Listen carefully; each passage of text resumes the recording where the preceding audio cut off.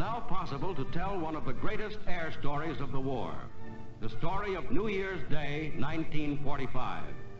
On Allied airfields in Holland and Belgium, preparations are beginning for another day of air support to our armies in the field. In the light of dawn, the routine of checking over machines and armament is underway.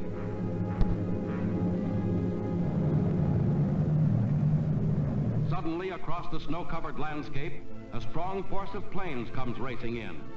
But they aren't Allied planes, they're German fighters.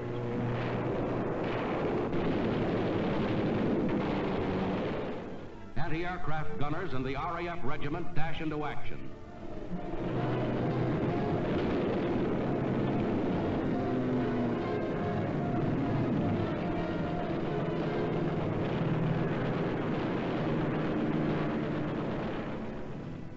All over Belgium and Holland, the same thing is happening.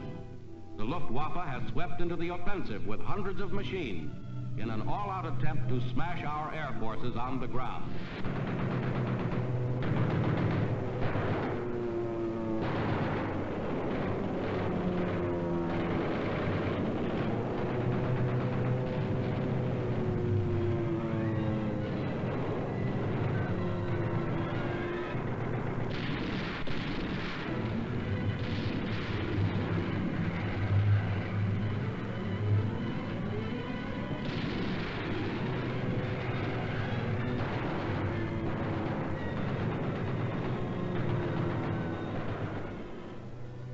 Radio messages are flashed to other airfields, and Spitfires, Tempests, and Typhoons take off from icy runways to shoot the Luftwaffe out of the sky.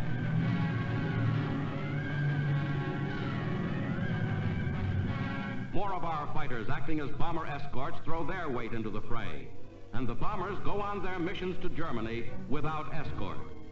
A flying fortress unprotected by fighter cover falls a victim.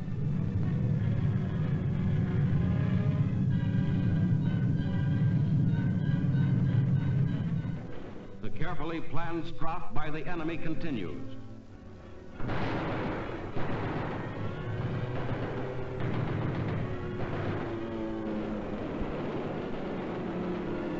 Belgian firefighters work gallantly, helping to quell the flames.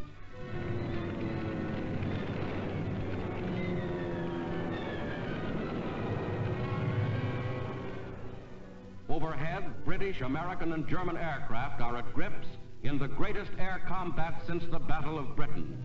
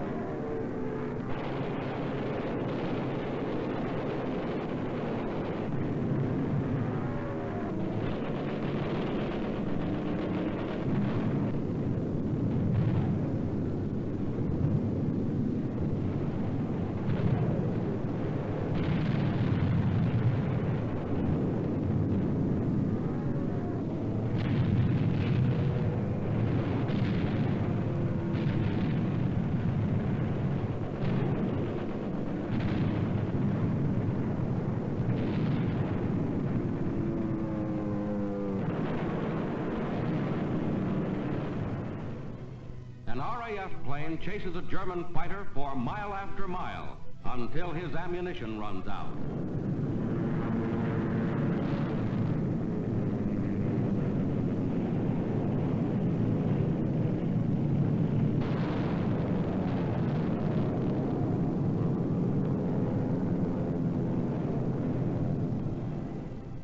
Our camera plane takes up the pursuit with guns blazing and delivers the knockout blow.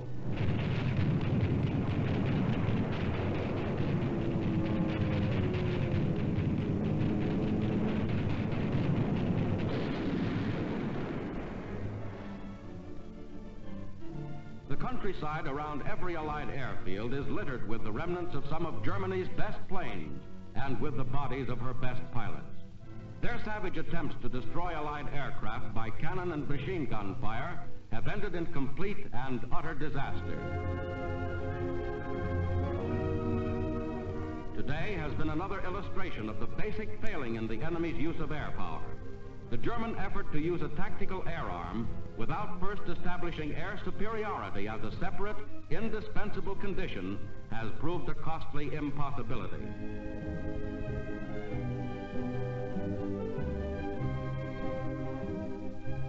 For every plane the Germans destroyed, they paid twice over.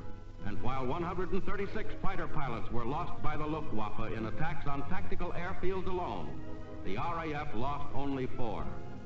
In a raid plan to gain the advantage by surprise, the Germans themselves were surprised at the high price they paid. The RAF and United States Air Forces will remember the first day of 1945 as one of the greatest of their many triumphs.